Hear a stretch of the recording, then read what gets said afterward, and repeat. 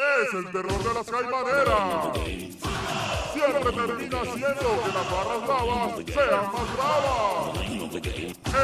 Hernán Ayala, en la sección de Fútbol Intenso. Hola, mi nombre es Pablo Giral, de Directo Sport. Mando un gran abrazo a todos los seguidores de Fútbol Intenso. Hola, soy Fernando Petrocelli y la verdad los invito a seguir Fútbol Intenso de mi amigo Hernán Ayala. Invito a todos los seguidores de Fútbol Intenso a seguir este gran programa que habla de todo y por supuesto de fútbol, el deporte que a todos nos apasiona. Con Hernán Ayala, Fútbol Intenso. Un gran saludo para toda la gente que escucha Fútbol Intenso con el gran Hernán. Ya saben, no se lo pueden perder ni un minuto de esos comentarios del mejor deporte del mundo, el balompié.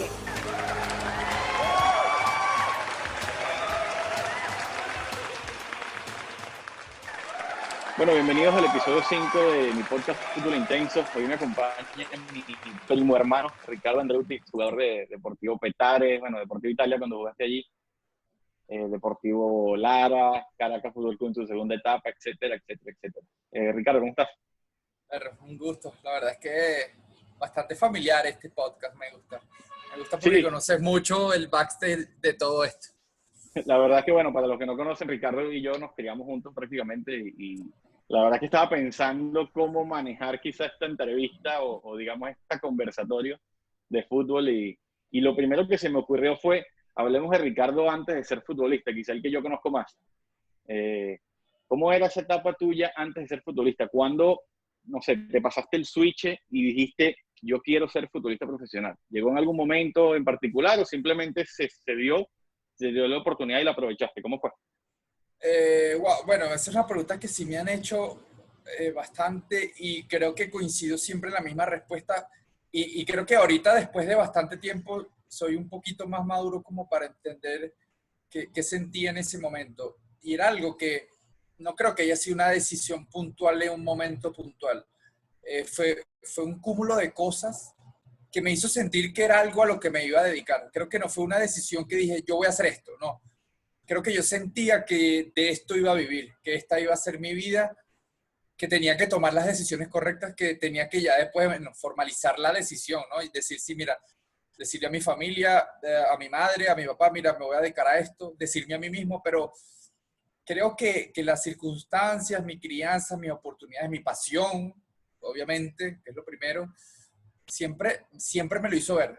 Creo ¿Pero que lo veías como una alternativa? No. O sea, te explico. De repente con 15, 16 años, toda nuestra generación que jugaba fútbol, en algún punto quizás se imaginó o se podía haber visto jugando profesional. Yo en lo particular nunca me vi, honestamente. No sé si era porque no tenía la calidad suficiente o es porque, no sé, no se me pasó por la cabeza. ¿A ti en algún momento, o sea, un momento en particular dijiste, esto es lo que yo quiero hacer el resto de mi vida, o fue que se te fueron presentando las oportunidades y un día dijiste, bueno, déjame ir aprovechando a ver hasta dónde puedo llegar?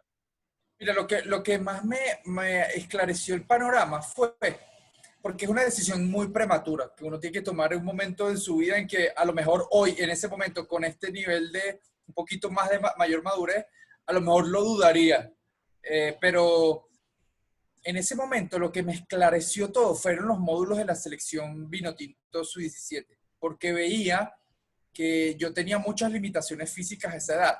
O sea, yo no fui diseñado para ser... Me acuerdo. Yo no fui diseñado para ser futbolista. Y todavía, ojo, es un karma que todavía tengo que cuidarlo. Por más que la gente vea mi capacidad física y mi forma, o sea, es algo que yo le tengo que dedicar a mi cuerpo un poquito más que los demás. Entonces... Bueno, podemos decir aquí que te decían a veces pipotín, era que te decían en Villanueva, hasta, no sé, 8 años, 10 años. Cualquier sobrenombre a ese niñito que no se le veía el cuello por lo gordito que era, ¿verdad? Y era asmático, alérgico. Bueno, yo no puedo tomar antiinflamatorios ni analgésicos porque me da alergia. O sea, imagínense, ni eso puedo hacer. Entonces, a ver, cuando llegó a esos 15 años que obviamente también hay un proceso de la adolescencia y hormonal que te desbarajusta todo, empecé a ir a los módulos de la selección, pero yo iba como invitado, yo no concentraba. Y yo veía cómo personas un año mayor que yo, o 2 años, que a esa edad la diferencia se nota mucho, veía cómo renunciaban al esfuerzo, cómo se rendían, cómo tenían un talento, pero no era sostenible. En cambio, yo me mantenía en una línea y yo no compartía concentración. Yo iba a mi casa, entrenaba y volvía. Entonces empezaba a ver que que no me costaba, que era un esfuerzo puntual, bueno, por mis limitaciones físicas, pero que al día siguiente me podía parar, o el entrenamiento de la tarde, porque eran doble y triple turno. Oye, me podía parar cansado, con los dolores normales, pero oye, era más la energía de querer ir que la de quedarme en casa. Entonces, empecé a ver que, oye, mi espíritu, mi fuerza, me empuja a esto. Y esto no tiene nada que ver con el talento, ni la técnica, ni nada que ver, porque esto es más profundo que eso. Y ahí empecé a darme cuenta de eso. En ese proceso de la selección... ¿Eso fue antes o después de tu viaje a Italia? Porque estuviste casi un año jugando en Italia. No, mucho ¿cierto? antes. Yo estaba en cuarto año del bachillerato. Yo tenía 15 años. Okay. Entonces ahí yo empecé bueno, mi cuerpo empezó a cambiar. La exigencia física era diferente. Ya yo empecé a verle otra dinámica a mi corporalidad. Inclusive seguí yendo a entrenar con ellos como invitado hasta que llegó el punto que me convocaron a la selección, a los módulos. O sea, yo los últimos 2 módulos ya yo estaba oficialmente convocado. Así era el menor, así seguía. Una pregunta. Cuando ibas como invitado, porque me imagino que hay gente que está escuchando dirá, oye, ¿cómo hago yo para que me inviten? Cuando ibas como invitado...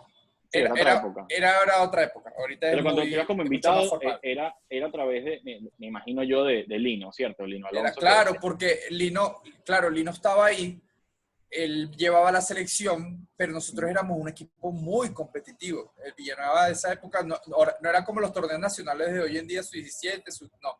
Lo mejor era la César El Vecchio. Sí. Yo creo que mi generación fue la última. Entonces...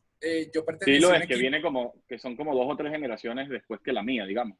Más o menos, pero sí. Después ahí empezaron los sub-17, ahí los sub-20, empezó, después de mi generación y la expansión del fútbol nacional, ahí empezó. Entonces éramos un equipo muy competitivo y éramos el sparring. Y era un sparring que, oye, era realmente bueno para trabajar con ellos. Entonces, óyeme, si es que me acuerdo, porque... Nosotros, yo creo que jugué con ustedes y tú tendrías como 13 años y yo tendría 14 o 15 tendría yo. Y me acuerdo que ese equipo donde tú estabas, si tú vas al día de hoy, hay varios que siguieron jugando profesional. Está David González, el portero, está Rubén Arocha, está Iván Guerra, Chipi, el entrenador, Aristigueta, sí. Paul. Está Miku, que jugaba en mi categoría. Estaba Paul, Alan Libeski, o sea, muchísimo. O sea, era bravo, era muy, muy bravo. Y eso era el colegio. O sea, fui un afortunado en caer ahí con esa gente, ¿no? Y aparte con el gordo, ¿no? Que paz descanse. Es que me acuerdo, de hecho, yo recuerdo estando en el Infantil A, yo jugaba en el Santo Tomás de Aquino, jugamos la final con Villanueva. Claro, tú eras menor que yo, pero estabas en el banco, me acuerdo. Sí. Y esa final con Villanueva, en ese equipo habían como 6 o 7 que habían ido al Mundial de Arequipa en aquel momento. Con el suramericano, sí. Era un equipazo. De hecho, bueno, anécdota, nos dieron un baile, pero espectacular, y nosotros ganamos la final, no sé cómo, sí. pero fue buenísimo. Y me acuerdo que el nivel era altísimo, súper. Sí, Juan Guerra también estaba en ese equipo tuyo. Era impresionante, sí, no. Es que no era muy estructurado las categorías inferiores y nosotros por tenerlo Lino ahí, que para nosotros lo vale todo, que Dios lo tenga en su gloria, era una ventaja. Y tanto en lo futbolístico como en la integridad profesional que implica la profesión. Sí, tú sabes que yo me acuerdo de, bueno, aquel entonces cuando fuimos a Haití, que fuimos juntos, ¿te acuerdas? Yo siempre he dicho, te preguntaba lo del switch, porque yo siempre fui, digamos, no quiero usar el término pastelero, porque creo que lo malutilizan, pero a la edad de nosotros, cuando teníamos 10 años, nosotros consumíamos mucho fútbol de afuera, sí, yo también, España, claro, obviamente. Eso es lo que consumíamos. Más bien el raro era yo que iba a los estadios a ver fútbol nacional, yo era extraño. Totalmente, sí me acuerdo. O sea, te preguntaba del switch porque en Haití, me acuerdo que estando con la camiseta de la selección, el primer partido, cuando sonó el himno, yo dije, wow, ¿sabes? Esto es como que, Dios, ¿qué hago yo siguiendo a Brasil, a Italia, a España, cuando este es mi equipo, mi selección, mi camiseta? Y para mí eso fue un antes y un después de mi fanatismo como venezolano hacia la selección. En tu caso como futbolista, por eso me imaginaba que de repente hubo un día en el que tú dijiste, wow, esto es lo que yo voy a hacer. Esto es a lo que me voy a dedicar siempre, o esto es lo que quiero hacer. Después muchos pensarán lo mismo y quizás no lo logren, ¿no? Sí, es que ese sentido de pertenencia que tú tomaste de esa experiencia, que para nosotros fue una experiencia más de vida que de otra cosa, fue Sí, algo... grandioso. uf. Eh, a lo mejor tú tuviste esa revelación en ese momento, ese flash que lo agradecerás el resto de tu vida. No se El me tema es olvida, que han pasado 20 años y no se me olvida. el tema es que mi primer partido de fútbol profesional fui con mi viejo, fue en el 95, tenía 7 años y a partir de ahí yo empecé a consumir mucho fútbol y imagínate, fui a ver Caracas River, el River de Francescoli que salió campeón de la Libertadores. Me enamoré no solo del fútbol nacional, sino del fútbol suramericano. Claro. Por eso para mí la Copa Libertadores representa tanto y me identifico tanto, ¿no? Y debe venir desde ahí. Entonces, a partir de ahí, bueno, yo vivo a 2 cuadras del Olímpico. Los domingos con mi papá era, dale, vámonos para el Olímpico. Entonces, ese sentido de pertenencia, y mi papá jugó en el Caracas Yamaha, que es lo que antes era el Caracas Sí. Fútbol Club. Entonces, ya eso estaba dentro de mí. Y bueno... Sí, que de hecho tu papá, bueno, yo le tengo mucho cariño y cada vez que me acuerdo de Haití, me acuerdo de él, porque él incluso fue uno de los que ayudó a que yo fuera. Antes no era que te pagaban absolutamente todo, sino que había que poner dinero y mi familia en ese momento no tenía suficiente y él me ayudó y siempre se lo he agradecido. Y él fue chaperón allá en Haití y demás. Sí, Me imagino que tu papá te empujó muchísimo también a que terminara haciendo lo que eres hoy por hoy, ¿no? Quizás hasta sin imaginar que ibas a llegar a este punto, pero es que yo sé que él es un fanático empedernido del fútbol. Él llega primero al estadio que yo. Todavía. Créeme. Increíble. No, porque nosotros concentramos y cuando no concentramos, a veces no concentramos, yo digo, por lo menos jugamos a las 4. Sí, a nosotros tenemos que estar a las 2:30 en el estadio, ¿no? En el camerino. O salimos del hotel a las 2:15 para llegar a las 2:30. Sí. Y con todo eso que a mí me gusta llegar de primero siempre, yo llego y está la camioneta del parada. Yo, papá, ¿qué estás haciendo con tu vida? O sea, aguántate un pelo. Igual tú tienes tu puesto preferencial, que es mi puesto. Yo no estoy trayendo el carro. O sea, claro. Tú tienes el puesto del VIP, tú vienes a esta hora. Y él emocionadito le da 2 vueltas al Olímpico y habla con todo el mundo. Es un crack. Entonces, ok, y con esos módulos de la sub-17, para seguir entendiendo, después se te presentó la oportunidad de irte a Italia, ¿cierto? Después viene... Bueno, yo decidí desde el primer momento graduarme del bachillerato. Ya yo empecé a coquetear con el Deportivo Italchacao, empecé a sentir lo que es eso del profesional, porque entrené un par de veces con el primer equipo cuando el fútbol nacional aquí eran 10 equipos y era muy condensado el talento y era bravo. Detente un momento allí. Cuando tú dices que te terminaste a finalizar el bachillerato, contigo probablemente muchos se vieron también en el médico profesional o termino de estudiar, ¿no? Sí. Porque creo que las dos cosas al mismo tiempo era súper difícil, ¿no? Sí. Y mucho, incluso yo pienso, es una opinión personal, de que mucho talento se perdió en esas generaciones. Más que yo, una lista enorme. Porque decidían, ¿sabes qué? Yo necesito estudiar, yo no voy a poder vivir del fútbol. Es otra época. Sí, total. Sí, bueno, pero fue una declaratoria personal. O sea, yo termino mis estudios y a lo mejor no empecé a jugar profesional antes por eso. Claro. Pero yo siempre tuve esa sensibilidad académica también y todavía la tengo. Bueno, y viene la etapa de compartir mucho con Italchacao, entrené mucho con el equipo de primera, ya sabía... ¿Ese equipo lo entrenaba Febles? No, era el de Cavalieri, el Italchacao de Cavalieri. Mi técnico era Lobo, que también, que en paz descanse. Otro crack. Después vienen los módulos. Antes lo mejor que había en el país en esa edad eran los nacionales juveniles. Eso eran los mejores estaban ahí. Ahí iban todos los ojeadores. Y a mí me tocó ir con el distrito. Yo fui a varios torneos nacionales a medida que iba creciendo en edad. Pero el máximo era el torneo sub-18, que ahí era bueno, aquí salen los cracks.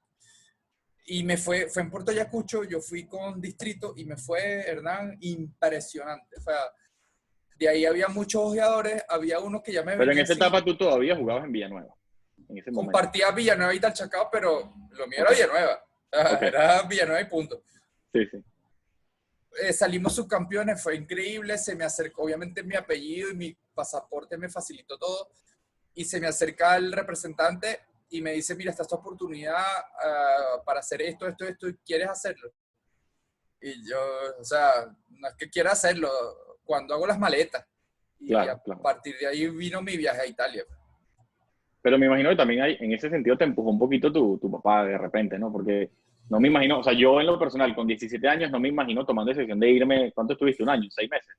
Un año, un año. Un año. O sea, hubiera sido súper difícil. Si lo pienso ahorita, como tú dices, agarro las maletas. Con 17 años es difícil tomar esa No, decisión. mira, lo que le agradezco a mis padres es que ellos nunca interfirieron en mis decisiones. Nunca, nunca, nunca, nunca. Mi mamá, bueno, a veces se ponía medio tusa con los estudios, pero ellos siempre respetaron mi decisión y esa decisión bueno. la tomé yo y yo fui el que decidí hacer eso. ¿Y qué tal la experiencia allá en Italia? Porque es otro mundo. Una persona que tiene No. 18 años viviendo en Venezuela, hasta No, el clima. es que a mí me preguntan por esa experiencia y obviamente futbolísticamente, inclusive yo cambié mucho mi forma de jugar, más bien desarrollé unas habilidades que hoy es lo que saco, donde saco diferencia en el fútbol. Mi impronta en el fútbol nacional es mi capacidad, ese tipo de capacidad que puedo poner en juego, que lo que hace que después me vaya bien y siempre esté jugando. Pero ahí fue donde moldeé esa figura. Pero fue una experiencia más humana, o sea, Sí. en Caracas, en Caracas consumíamos, Caracas, para los que están viendo, Caracas era Miami en aquella época, o sea, tenías todo, podías hacer lo que te diera la gana. Venezuela vivía una etapa muy, muy buena. Entonces, fue primero bienvenido Ricky a la realidad. Ese Ricky adolescente, ahora Ricky se está haciendo hombre, mira. De esto se trata el mundo. Trabajo, sí, De esto se trata, ¿ok? Apriétate los pantalones. No te vienen a regalar nada. Y ahí fue una etapa de transformación.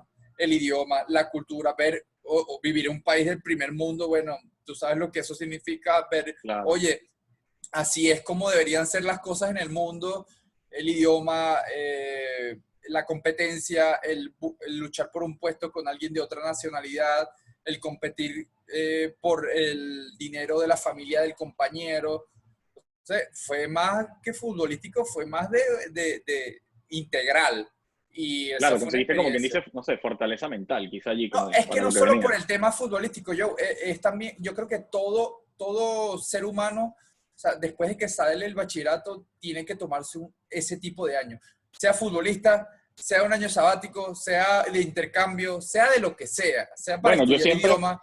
Yo siempre he pensado que uno cuando sale del bachillerato, la mayoría no está, digamos que 100% claro de qué quiere hacer con el resto de su vida. No, y simplemente eligen un camino al azar y a veces la pegas y en otra... No, y es peor, y es más crítico en el mundo del fútbol porque, o sea, tienes que tomar una decisión para allá. A lo mejor si te dedicas a los estudios, bueno, tienes chance de cambiarte de carrera o hacer otra cosa, pero ahorita es sí o no. Si dices que no y después como que te arrepientes, ya no te da chance.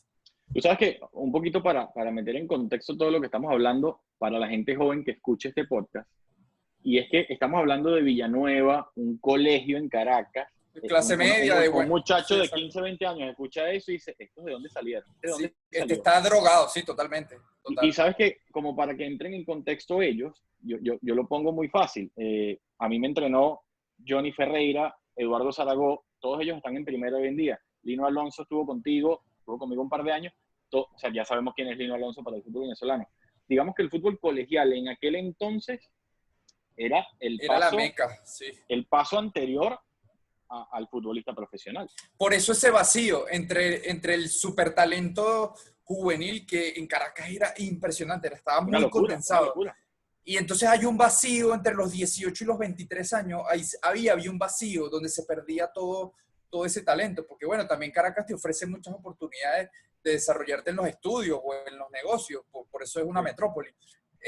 Y ahí era donde estaba el vacío y ahí es donde estaban los locos como uno que decidía, bueno, saltar a ese vacío, ¿no? Tal cual, no, y es que recuerdo varios de tus compañeros, hablando de tu generación, que hoy en día no son futbolistas profesionales, pero yo pienso que lo hubieran podido hacer tranquilamente. No, una lista interminable por delante de mí, sin duda, sin duda, el talento era una cosa impresionante. Ahora, entonces te vas a Italia, vives esa experiencia, llegas de Italia, y cuando llegas de Italia, ¿cuál fue el siguiente paso? Fui para Uruguay, porque uno de los representantes de varios jugadores en Italia, era propietario de un equipo de Uruguay de segunda. En Italia hay un torneo muy importante que es el torneo del Viareggio, que de los mejores clubes del mundo juveniles jugaban ese torneo, y es un torneo y era un equipo simplemente para vender jugadores. Ese año en Uruguay. Salieron campeones del torneo del Viareggio ese equipo uruguayo y vendieron a todos. Y más de uno, bueno, Gargano, uno de ellos, o sea, eran crack y jugaron muchos en Serie A y se establecieron. aparte era jugar en segunda división en Uruguay. Oye, es algo chévere también, ¿no? Entonces él me propone, claro. porque me fue bien allá. Y yo, bueno, mira, es una oportunidad muy buena, y de ahí paso a Uruguay. En Uruguay obviamente me encuentro con una realidad sudamericana totalmente diferente, con dificultades como las que vivimos en este lado del mundo, pero ahí voy conociendo esa fibra del fútbol latinoamericano, del uruguayo, de la competitividad, del compañerismo. Yo los mejores compañeros que he tenido en mi carrera extranjera han sido uruguayos. Y sabes que estoy 100% de acuerdo contigo. Yo estuve 15 años estudiando en el mismo colegio, y la escuela de fútbol de ese colegio la dirigían 2 uruguayos, y para mí, o sea, es que se lo toman de una manera que ninguna otra nacionalidad, ningún otro país lo tiene. Y quizás esa es la explicación. Yo conversaba hace poco con un compañero acá en Estados Unidos sobre Estados Unidos tiene 300 millones de habitantes y no clasificaron al Mundial. Son incapaces de conseguir 20 o 30 jugadores de nivel top. Cuando Uruguay tiene 3 millones y se cansan de sacar todos los años jugadores nuevos. Pero es que no sé, creo que a veces es hasta inexplicable lo que ellos tienen por dentro. Sí, es un una caso. mística, es una mística, es algo. Ellos lo emanan, lo sacan, la forma de ser, su forma de serlo. O sea, tú, por lo menos me ha tocado jugar el partido de Copa Libertadores, y tú, sin saber la nacionalidad del tipo de frente, o sabiéndola, tú identificas, ¿no? Este tipo, o sea, se le nota que es uruguayo. O sea, hay que bailar pegado con ese tipo. Sí. Son bravos, bravos. Mejor tenerlos de tu lado. Y son tipazos, y son buenos tipos, son grandes tipos, muy leales. Es una gran, muy buena gente. Sí, bueno, entonces tengo esa experiencia en Uruguay. Se cierra el mercado de fichaje y yo no ficho. Y ahí entran muchos intereses de representantes. Ahí me di cuenta de cómo son los intereses reales del fútbol.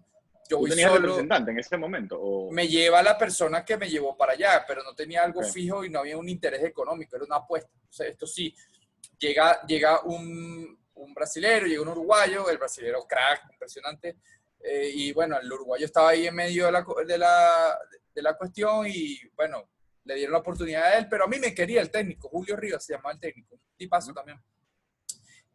Pero se cerró el mercado de fichajes, entonces me dicen, bueno, quédate, no te podemos fichar,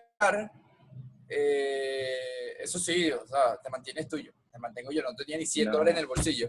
Entonces, imposible, claro. Necesité una carreta arreada, así tal cual, una carreta arreada por burro para llegar al aeropuerto y volverme a Venezuela.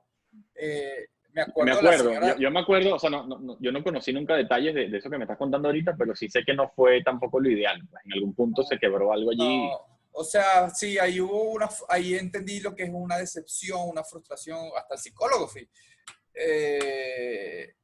Y fue duro,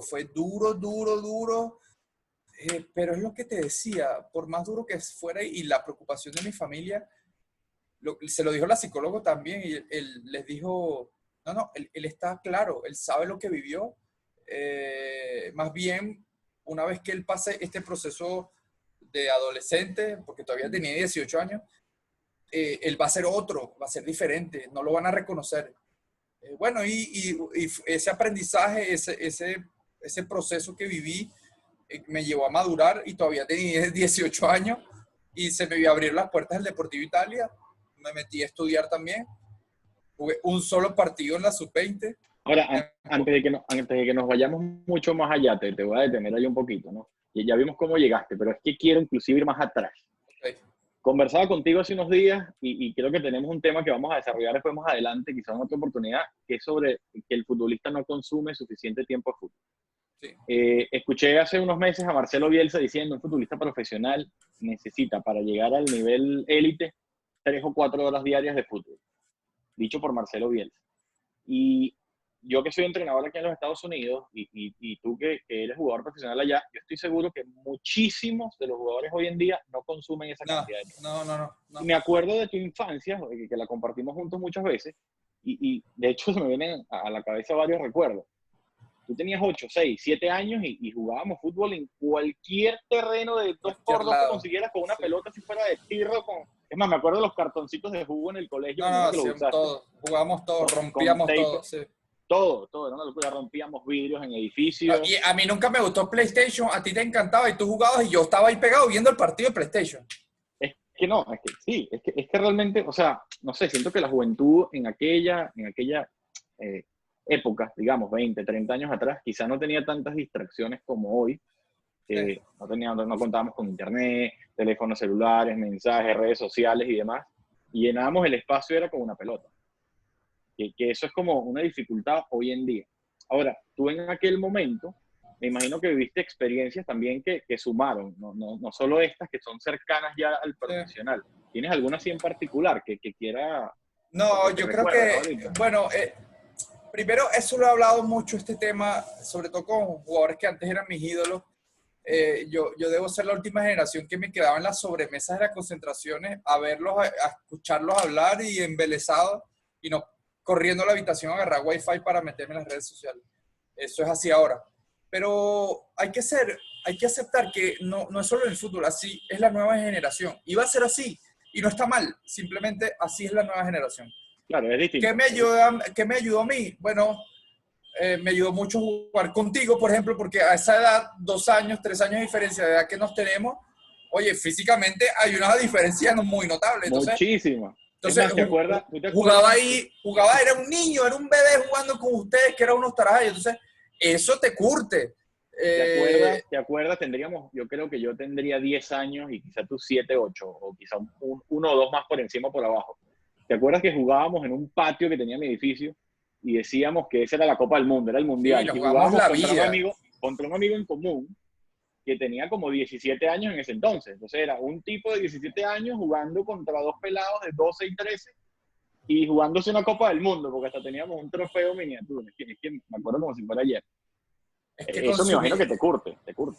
Es que sí, yo consumí mucho fútbol, jugué mucho fútbol, por más que yo no venga de un barrio ni de una situación de un barrio, yo jugaba mucho en la calle, a cada rato. La Concha de Bellomonte, me imagino que... La Concha de Bellomonte, en el colegio no se metían en el teléfono, sino que le esquivábamos a los profesores para jugar con los cartones en el recreo, llegábamos sudados, y eso ya no es así.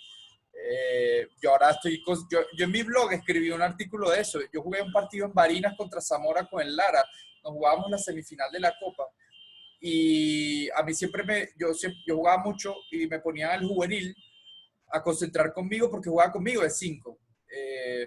Y yo escribí eso después. Me acuerdo, jugaba Barcelona-Sevilla.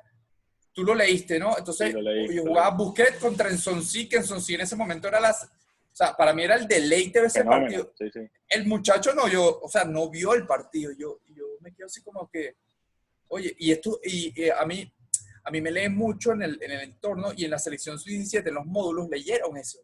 Me lo declara el jefe de prensa, y fue un tema, creo que era Dudamel en la mesa, que hablaron mucho. Viendo fútbol. Entonces, Dudamel, o sea, fue un regaño utilizando eso que yo escribí para bien, ¿no? O sea, sirvió afortunadamente. Que inclusive después me preguntaran quién era ese, nunca lo dije. Pero sí, eso es así, y va a ser así. Y no tiene nada que ver con el juego, Hernán, porque ahorita el juego está muy cognitivo. Cada vez el salto de calidad cognitivo es mucho mejor que antes, es más posicional, es más analítico, el jugador tiene más información. Lo que hay es que ser inteligente en saber cómo filtrarle esa información, porque todos los jóvenes están minados de información, entonces nosotros tenemos que mandarle la información precisa y justa en el tiempo que él necesita, y ya, no atosigarlo. Cuando tú hablas de que jugabas en la Concha, de que jugabas con los amigos, que jugabas con un pote de jugo en el colegio, todo eso, contrasta mucho con que yo estoy entrenando en una academia niños menores de 15 años acá en Estados Unidos, y ahorita, durante la época del coronavirus y la cuarentena, que llevamos casi 2 meses, ellos se encuentran en un momento como que el único tiempo que el niño consume acá de fútbol es la hora y media que pasa en el campo. Antes de y después de, no consume fútbol en lo absoluto. Y es cierto que aquí hay un tema cultural en los Estados Unidos, pero es que creo que en Venezuela suele ser así últimamente. Sí, bueno, yo tengo compañeros grandes que no ven, por lo menos Ruber Quijada, él no ve partido. Y él lo dice. Y yo le digo, así, disculpen la palabra, tú eres un desgraciado. O sea, ¿cómo puedes tener la carrera que tienes? Bueno, la Alianza de Lima, y es figura, aparte de la Alianza de Lima ahorita. Y él no ve partido de fútbol. Nosotros estamos viendo, el año pasado, pasamos mucho tiempo en gira, en el octogonal, ahorita que salimos campeones, y éramos Sayomo, Añor y yo viendo fútbol, y él por allá. O sea, él no ve fútbol. Impresionante, bueno, no sé. Ter Stegen en el Barcelona declaró hace poco también lo mismo, que él no le gusta. que no, dijo que no le gusta. Dijo que no me gusta el fútbol, no lo veo porque no me gusta. Me gusta Yo jugarlo, sí, pero... yo sí siento que estoy siendo más selectivo. Ya no veo cualquier partido. Antes veía cualquier cosa, ahorita no. Ya es verdad Claro. que yo también he cambiado en eso y voy Bueno, ojo, a... también tú como futbolista profesional pasas todo el día en un campo de fútbol, Sí. 2, 3 veces diarias con el fútbol en la cabeza y quizá tu tiempo libre de repente no quieras Sí. tenerlo allí, ¿no? No sé si recuerdas a Lino Parrera, no sé si tú coincidiste con Sí, él claro. en el Italia. No sé quién es, pero ¿qué pasa? Sí. Él me entrenó a mí en la Santa María y él decía, cuando me lo conseguía por la calle, siempre 2 o 3 veces me dijo, Hernán, no me vengas a hablar de fútbol. No quiero saber de esto. Paso todos los días en lo mismo, en la Bueno, universidad, yo en voy en Italia. las... Mira, yo tengo emprendimientos y me meto en otros tipos de cosas que no tienen nada que ver con el fútbol y cuando saben quién es uno, o sea, es inevitable. Se me acercan a hablar de fútbol y lo que menos quiero hablar es de fútbol, pero bueno, es así. Claro. Bueno, entonces, volviendo otra vez digamos, a la línea de tiempo donde estábamos, llegas a la Italia, aterrizas allí. ¿Quién te entrenaba en ese entonces allá en el Italia cuando empezaste? En el Italia, en las inferiores, estaba Lobo Gómez, que paz descanse, también Sí. un precursor de nuestro fútbol. Gran O en tipo. Boca, o en Panathinaikos. Gran tipo. De hecho, su hijo jugó conmigo en la universidad, Tito. Tito, sí.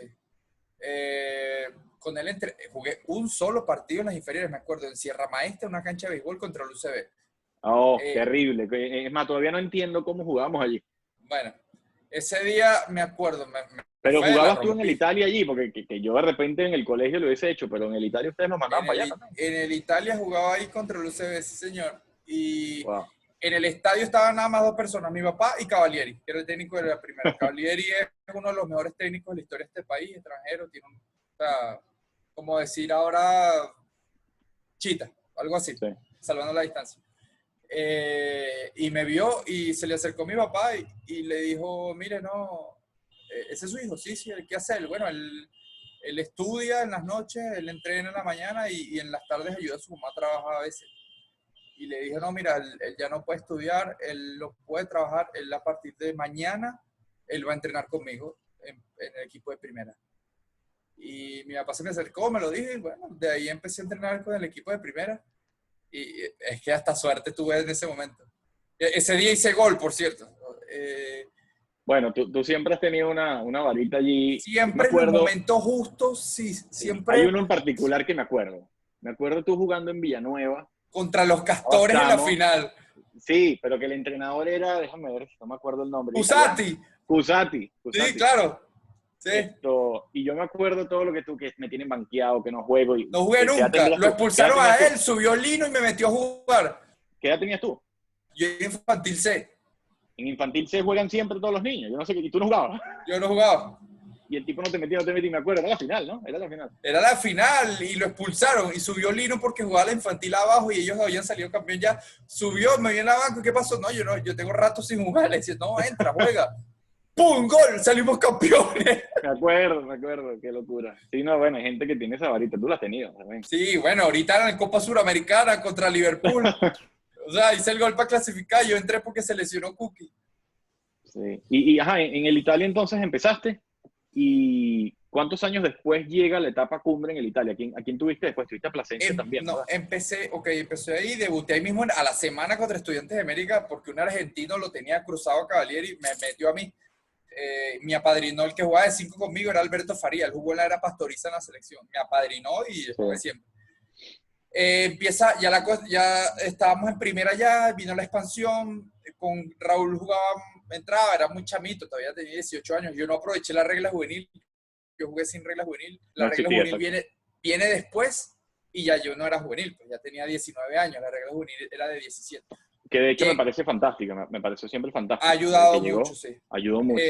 Llega Zaragoza al equipo, el equipo agarró un salto de calidad con nuevos inversionistas también. Y ahí empezó era un equipo muy joven, ¿no? Éramos un equipo modesto, éramos un equipo muy parejo, se parecía al Deportivo Lara, el primero que salí campeón ahí, muy parejo, pero teníamos a Cristian Cáceres, que era nuestro jugador élite y fue el mejor jugador de ese torneo. De acuerdo. De hecho, ustedes entrenaban a veces en el Club Iscaragua. A veces entrenábamos en Nicaragua, exactamente. Sí. Mi papá estaba construyendo la casa y recuerdo que tú subiste un par de veces con... Así mismo. Con Cáceres, sí. Entonces... yo ese torneo, yo era el jugador 12. Yo no era titular, a veces hacía titular, pero siempre entraba. O sea, nosotros éramos ese equipo 1-0, chao, entra, listo. Salimos campeones y mira, ahí empezó la cosa con sus subidas y sus bajadas. Ya la cosa empezó a agarrar forma y desde ahí, bueno, me estabilicé. Me trajiste un recuerdo a la cabeza. ¿Quién era el lateral derecho de esa Italia cuando dirigía a Zaragoza? Pablo Camacho era el juvenil lateral derecho. Pero eso ya fue con la regla del juvenil. Regla ¿Sí? juvenil. Y cuando él no jugaba, cuando fue ese primer mundial que clasificó Venezuela en la sub-20, él era el lateral derecho también. Y quitaron la regla juvenil. Y yo jugaba del lateral derecho en ese momento. Porque tú jugabas, de hecho, tú siempre jugabas de lateral o Y de generalmente lateral izquierdo también jugué. A esa edad uno juega donde lo pongan. Claro, pero de chamo casi siempre lo hacías de lateral, ¿cierto? Atrás. No jugabas de contención, ¿no? De sí. chamito, jugaba mucho de central. Jugaba mucho de central. Sí. Sí, exactamente. Pero como era muy táctico y robaba muchas pelotas y daba mucha salida y no era tan alto, me tiraron hacia adelante y me empezó a ir bien, y le agarré la mano a la posición. En ese equipo de Zaragoza que salen campeones jugaba Giro Lepilla. No, Giro llegó al año siguiente. Al año siguiente. Sabes que hay una anécdota, yo no sé si te lo he contado, ¿no? Pero viendo un día fútbol en mi casa, mi mamá, que no es de ver mucho fútbol, se sienta al lado mío.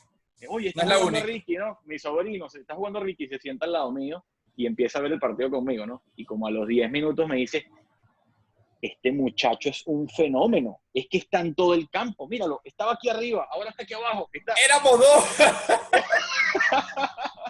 Yo me volteo y le digo, mamá, espérate, es que son dos los pelones, es Ricky con Giroletti. Con Giro. Sí. Y ella me dice, no, claro que no, sí es Ricardo, claro, ¿sabes? Ese amor familiar que ella juraba que eras tú solo, ¿no? Y me causó mucha gracia y no se me olvida, ¿no? Ese comentario. Sí, con él me lleva, o sea, el nivel. Con él diría que empecé, uno de los picos más altos de mi carrera y donde empecé a agarrar renombre fue jugando con él, cuando ya pasó esa transición de Italia al Petare. Y hicimos un clic y ahora somos amigos, él es mi hermano mayor y bueno, hasta su hija a veces me confundía, pero... Yo no lo conozco, no lo conozco él en persona, pero tengo varias amistades en común porque Por cierto, él estudió en la Santa María. En la Santa María. Él jugó en la Santa María, pero yo todavía no había empezado a jugar allí. Sí, él estudió Derecho. Sí, que es un gran tipo, me hablan muy bien de él. No, tipazo, un ejemplo. Ahora, otra pregunta, me quedo allí estancado en el Italia. Es Italia que sale campeón sin que nadie se lo esperara.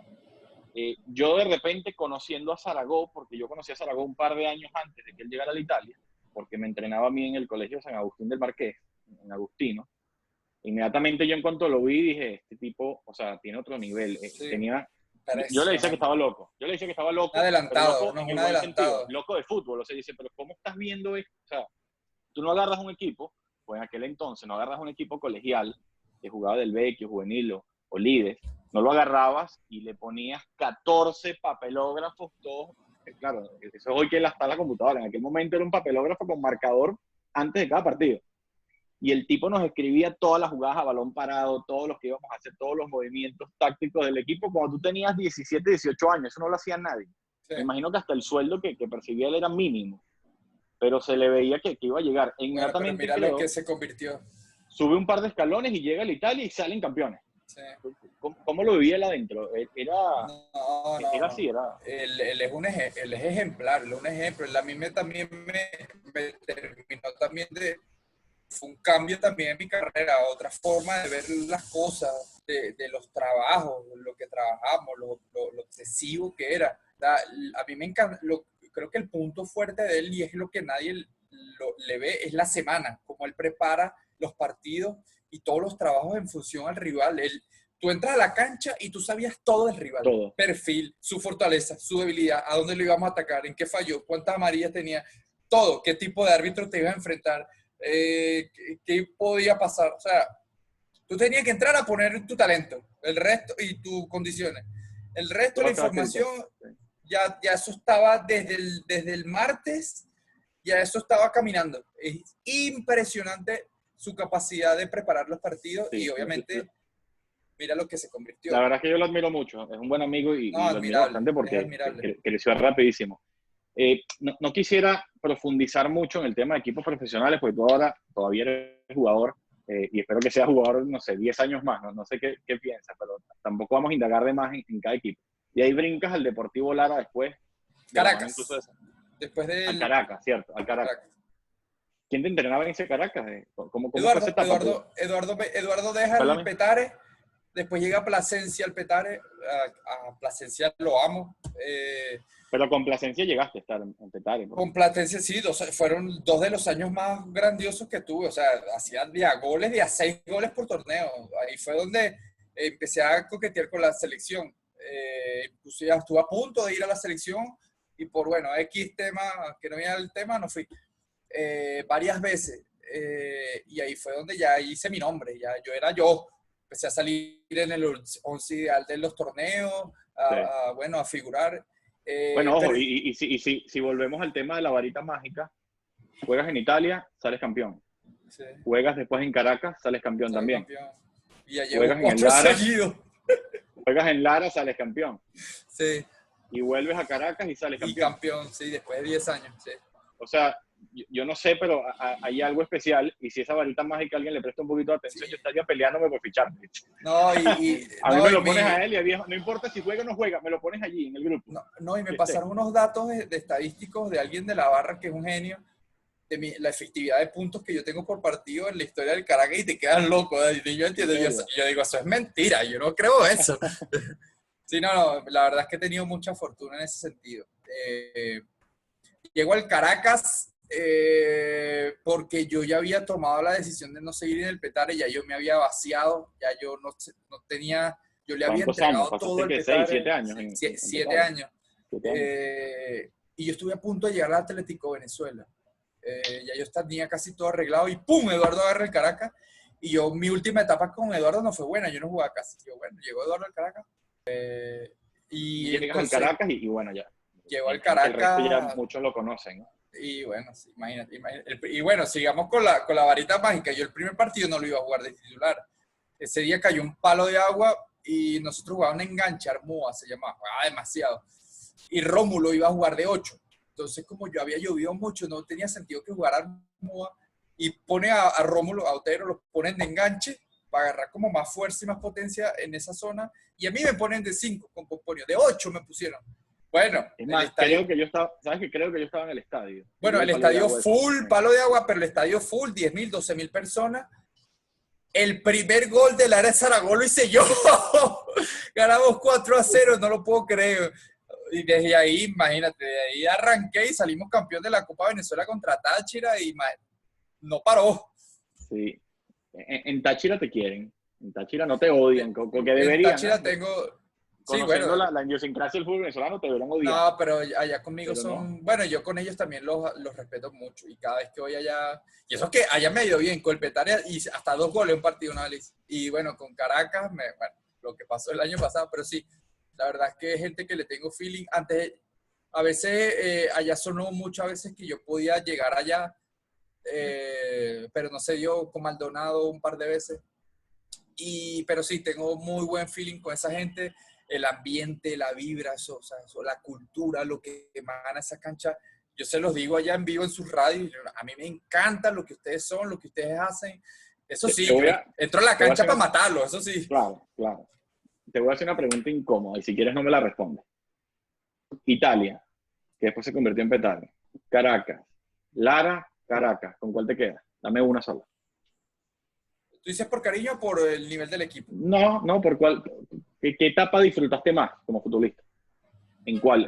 Obviamente, me imagino que disfrutaste un poco de todas, pero sería injusto. Sí, porque fue muy diferente, porque yo al Italia y el Petare es como tu consentido, es como el cariño así tierno. El Caracas... Tu primer amor, digamos, tu primer amor. Sí, Lara es ese pana que das la vida por ellos y que no lo dejas morir, pues, porque al final yo toqué el cielo con las manos en Barquisimeto. Pero Caracas es, o sea, Caracas es, ahí estaban mis ídolos, yo era fanático y yo iba al estadio a ver el Caracas, y el Caracas representa todo. Claro. A mi papá, o sea, es visceral, o sea, cuando hace las cosas bien, las cosas están por arriba, pero si hace las cosas mal, van por el piso. Es la Copa Libertadores, ganar una estrella con el Caracas, o sea, no, chamo. Por eso es que te digo, es muy injusto decirte un equipo en particular, es muy injusto, porque lo que se vivió el año pasado fue intensísimo. No, y el Caracas es como, digamos, viéndolo desde afuera, el nivel tope. Es como Sí. la cúspide, llegaste a la cima. Estás Llegaste. allí, e incluso llegaste 2 veces. Sí, no, el año pasado yo dije, bueno, necesitaba esto. El año pasado lo sentí. Ahí, wow. O sea, se me pone la piel de gallina. Ahora, Eso lo hice. Tú tienes 33, ya, En el mes que viene cumplo 33. 33. ¿Hasta cuándo te ves? Adentro, matándote. Mira, ¿sabes qué? Si me ¿Lo has hubiese pensado hecho... ya? Sí, claro. Antes más joven y por lo bien que me he portado con mi cuerpo y por lo benévolo que ha sido mi cuerpo en tema de lesiones, yo pudiera tener una carrera bastante larga. Y todavía juego y a esta edad no me canso. Inclusive este año considero que debe ser uno de los mejores arranques de mi carrera, tanto en lo físico como en lo deportivo. Mira la Copa Libertadores que estaba haciendo. Pero ya va más allá de eso. No te sé decir una fecha, un año estipulado, pero ya no es tan largo. Porque, Claro, bueno, ya ves más cerca el final que el comienzo. veo Ya más está. vivo más el día a día. Y Okay. bueno, esta situación que estamos viviendo, no sé cómo iremos a salir nosotros de esta situación, ni de las oportunidades. Ahí el fútbol venezolano tiene cosas que no están bien y yo creo que fuera del Caracas no creo que juegue, no sé, en otro equipo, no solo por el cariño, sino porque Caracas es el único que hace las cosas como para que estés tranquilo, para que te dediques a jugar. Entonces, mira, si el año que viene dejo el fútbol, ahorita no siento ese apego, sinceramente. La pasión es la misma, el amor es el mismo, pero ahora Pero digamos, tienes el bolsillo lleno, digamos ya. Oye, ¿qué más que lograr campeonatos a donde fuiste? o sea, no, Las experiencias que viviste. a nivel de logro no puedo pedir más nada. O sea, Claro. logré todo lo que pude haber logrado y lo que cualquiera pudo haber logrado en el país. ¿Te quedó alguna O sea, espina? ¿Te quedó alguna espinita? la Algo que tú digas, selección, no no, hubiese- la selección, sí, la selección. Sí. Pero mira, no, ya no me apego al fútbol y eso hace que lo esté disfrutando más. O sea, en los entrenamientos en el gimnasio soy el viejo ridículo que se pone a bailar y echa broma con los chamitos. Sí, tal cual, ahora sí lo disfruto mucho más. Pero mira, no te sé decir un año, tengo otras cosas. Uno ya más grande empieza a ver que la vida tiene otras prioridades. Bueno, mi hermana Vicky tiene 6 años lejos de mí. A ustedes no lo veo, no conozco a tu hija personalmente. Oh, O ya sea, tenemos, sí, 6 años que nos vemos. a mi mamá la veo a cada mes porque ella no vive en Caracas. Entonces, yo estoy solo. O sea, yo te voy a poner esta anécdota y este fue el momento transformador en mi vida. Yo le gané a Independiente de Avellaneda, campeón de América, de Holland, el equipo sensación con mundialistas le ganamos pegándole un baile y saliendo yo figura de la cancha. O sea, De acuerdo. tú te metes en Insta y pasé los 300 puntos. Es una locura. Yo no sé ni cómo hice eso. Para mí eso no es real. Y imagínate, hacer eso, que hoy en día no entendemos la magnitud de lo que hicimos, ganar ese partido con ese Metropolitano lleno, disfrutarlo y llegar a mi casa en Barquisimeto, cerrar la puerta y no tener a nadie y no disfrutarlo, para mí fue, o sea, ahí Total, fue claro. un momento para mí de cambio. O sea, ahí empecé a reformularme, ¿qué significa el éxito? O sea, ahí empecé a reformularme muchas cosas porque la realidad fue agarrar un libro, hacerme una arepita, mi ensaladita y a dormir que mañana hay que entrenar. Bueno, Y no es tenía... sabemos que la vida de un deportista de élite por lo general es sumamente sacrificada en ese sentido. Pero yo Pero me no atrevo a es el decir que, sacrificio. No, ya va. no. Yo siento que no sacrifiqué nada porque lo haría gratis.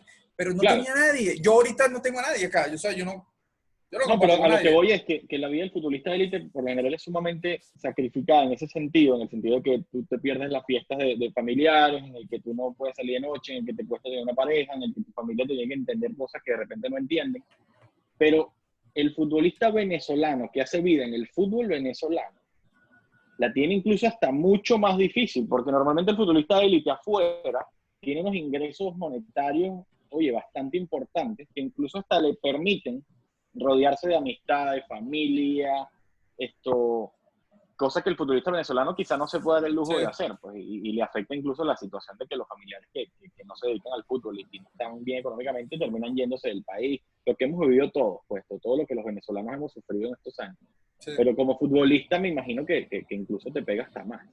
Sí, pega mucho y por más que sea un trabajo que económicamente estamos por encima del promedio del país y de la situación, también pega lo que uno no puede conseguir en la calle, pero al final somos tan humanos y sufrimos los mismos Claro. avatares de la sociedad que tenemos ahorita en Venezuela y de la destrucción que tenemos ahorita aquí de estas personas. Ahora, Eso fíjate una cosa, vamos a ponerle un poquito de ánimo a la conversación porque te metas. Mira, hablamos de los 10, 15 años antes de... No te voy a seguir mencionando los próximos 5 o 6, no vaya a ser que termines aquí como que no me retiro sino entre 15. ¿Dónde te ves en 15? ¿Te ves cerca del fútbol? ¿Estás en el fútbol en 15 años? Sí, seguro. No, es que ya yo tengo mis emprendimientos y mis inversiones y mi empresa que se está desarrollando en otras áreas que no tienen nada que ver con el fútbol, pero esas áreas me están moldeando de una manera corporativa. Pero Estoy te ves ligado al cerca de la fútbol. cancha, te ves entrenando, como, te ves no, como técnico no. dirigente. No, Como técnico no. Como, sé que sería bueno, o sea, inclusive Chita me lo ha dicho. Él quisiera que yo formara en un futuro parte de su cuerpo técnico. Y Zaragoza lo ha dicho públicamente cuando yo era más joven. Él una vez dijo, ¿por qué Ricardo está conmigo? Él le dijo, bueno, porque Ricardo yo le doy el equipo una semana y él lo entrena como si fuera yo. Yo tengo esa capacidad, pero... Bueno, es que estuviste con los mejores también, algo que... Sí, tuve una suerte también, pero demanda mucha energía y mucho estrés. Más estrés como si fuese jugador. Depende de muchas cosas que yo ahorita lo que quiero es paz. También me gusta mucho la parte gerencial, planificadora. Me estoy yendo mucho a ese rubro. Me gusta ir, a mí me gusta pasar bajo desapercibido. Me gusta el tema del scouting, del análisis de datos, la parte analítica, de planificación. Eso me encanta. Sí te ves entonces ligado al deporte, pero ya digamos que de repente con corbata y flu, no con el chándal en los entrenamientos. Sí, seguramente por ahí van los tiros. Okay, qué bueno. Sí. No, Ricardo, creo que lo dejamos hasta aquí por hoy. Aquí podríamos pasar horas y horas sentados hablando. No, hacemos otro, hablando de otra cosa. Pero por hoy excelente. Creo que la gente vio un lado tuyo que quizás no conoce y yo me estoy aprovechando de que conozco algunos fragmentos. Tú tienes licencia para eso y creo que una de las personas más influyentes en mi vida como ser humano y como jugador, sin duda estás tú ahí metido. Así que tú eres parte de esto también. Ojalá que sea solo para lo bueno. Por ahí se nos van a venir unos temitas interesantes donde escribe que te invito porque tengo varias personas incluso pidiéndome que lo haga. Pero lo desarrollamos más allá. Gracias. También es una forma de ver a mi familia, ¿ok? Bueno, aprovechemos y hacemos varios. De repente traemos a la bebé en el siguiente. Por favor. Un abrazote, Ricardo. Gracias. Gracias, Joe. Gracias. Encantadísimo. Es el terror de las caimaneras. Siempre termina haciendo que las barras bravas sean más bravas. Hernán Ayala, en la sección de fútbol intenso.